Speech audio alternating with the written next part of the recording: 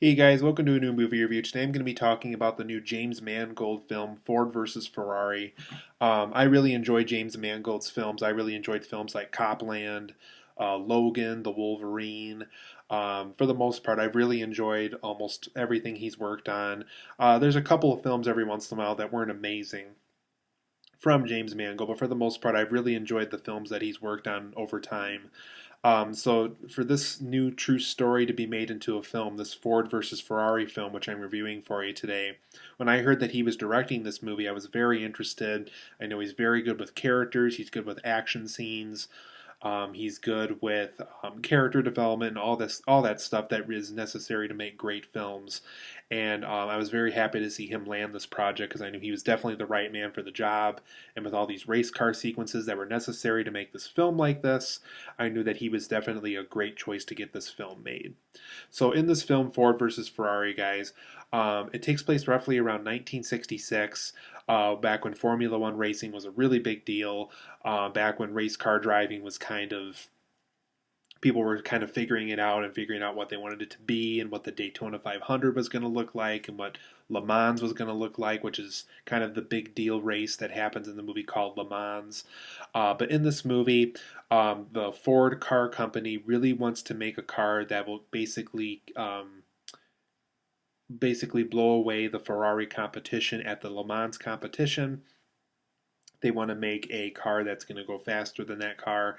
And since the Ferraris are known for being way faster than the Fords at the time, and I think that's still kind of relevant today too, um, they really wanted to make something that basically could make them win at this Le Mans competition once and for all. So they basically recruit these two characters played by Matt Damon and Christian Bale. Matt Damon plays a guy named Carroll Shelby, and Christian Bale plays a man named Ken Miles. And they both basically specialize in race cars. They have a past in Formula One racing. Matt Damon is a former person in that field since he runs into some health problems and really can't do it himself anymore, but has a lot of knowledge of it. Definitely wants to help out in that department still in his life. Um, Christian Bale's character, Ken Miles, he's a car mechanic that's kind of struggling financially, and he basically loves race cars, loves fixing cars, has a whole knowledge of cars and everything. So basically, he couldn't turn down this deal. It was worth a lot of money. He was running through financial trouble, so he really didn't kind of have a choice here. It was either this job or something he probably wasn't going to enjoy very much. And so basically, him and Matt Damon, both of their characters, basically have to come up with a car over the course of 3 months that could potentially beat the Ferrari cars at the Le Mans competition. And obviously, that's not a very easy process to go through, even considering the time that was in the 60s and everything like that. So they have to experiment and test drive all these cars that are basically doomed to fail to basically come up with the car that does have a chance of competing with Ferrari at that Le Mans competition. So throughout the course of this film, it's kind of their journey of coming up with this car that has the good brakes, has good speed, isn't too far off the ground, and they have to figure out all this perfect stuff to basically come up with the perfect car to compete with at the Le Mans competition. So overall, guys, I really like this film a lot. Definitely believe the award buzz for this movie and all the positive reviews that you might have been hearing about this film, because this is a very well-made movie. Once again, James Mangold has directed a brilliant film. It's all about the characters. It's all about the story. All about the character development and people's passions, and in this case, these people's passions are about cars and racing these cars and competing and winning with these cars. Ford versus Ferrari is about all those things, and it does it over beautifully in a course of 2.5 hours of getting us invested in the characters and the story and this competition that they want to get involved with, and truly beating the Ferrari company in this competition once and for all. They did a brilliant job making this movie. So, from a positives and negatives of Ford versus Ferrari, not only are these amazing race car sequences in this film, I think I would go so far as to say is this is some of the best race car sequences I've ever seen in a movie.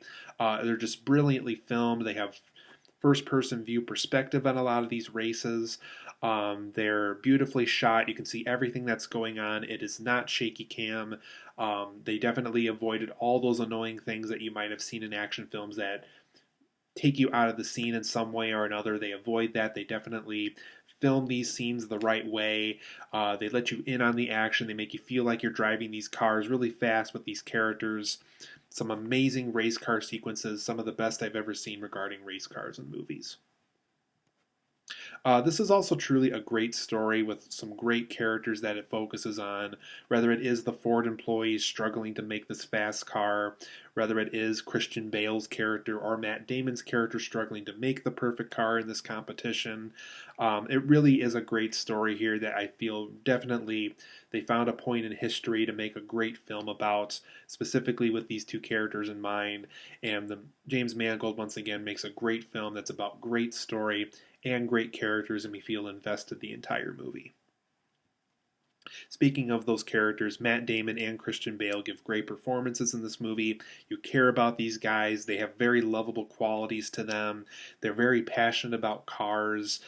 You just really are invested and you really care about them succeeding in their mission. You want them to win at the Le Mans competition, but you also are aware the whole time of just how much work that's going to be and how many car failures there are going to be and how many test drives gone wrong there are going to be just to get to that point. And it really is a journey for these two men to get to that point of winning this Le Mans competition. And Matt Damon and Christian Bale give great performances in this movie. And once again, I like how this is a story about people with passions. I think that's very relatable. I think a lot of people are really going to like that quality of this movie, is the fact that this is a story about people with passions and people with a passion for cars and race car driving and trying to win first place as many times as they can over the course of their lives. It really is a great story about people with passions, and they did a great job with that element of the story. I also didn't know how long and how energy filled some of these races can be, especially with Formula One racing and with Le Mans and Daytona 500. I had no clue that some of these events go 24 hours straight, that they switch out drivers and basically try the test of time of some of these cars to see which one will basically stand the test of time and things like that. So it really is amazing just how much work these actual events go to and how much these people have got to do to make sure that they win the competitions and things like that. So I learned so much about race car driving over the course of this film. I'm usually not somebody that goes and tracks down race car driving things, so the fact that they got me interested in all this is really saying a lot of just how greatly crafted this movie is. And once again, I felt invested as to how Formula One racing works. I felt intrigued with it. I felt interested in it.